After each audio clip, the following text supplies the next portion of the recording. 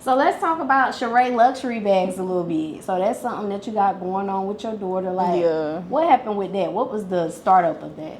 Well, I just wanted to start something for some generational wealth for my kids. All my kids gonna have something. So I started with her, and so I got the manufacturer. So I'm like, shit, let's just do like a luxury brand. And I feel like, shit, I'm in this industry where, shit, I can have video girls wearing it. I can have the bag in videos. I can market it like that. Right. So it's like, Now is your baby into purses? She like a purse girl? she like the crossover bags. She more a crossover bag type girl. What advice can you give them about finding companies that's gonna create that good bag, a cute bag for them?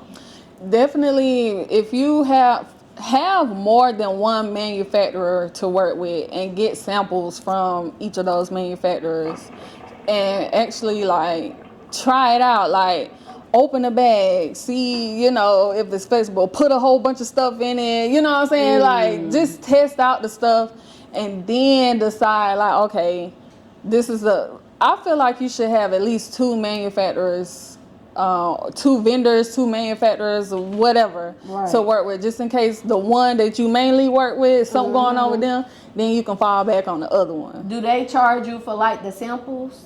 Yeah. Okay, so you gotta pay for the samples. You gotta pay for the samples, and it's better to do your orders by bulk. You really gonna see like that wholesale price if you do it by bulk.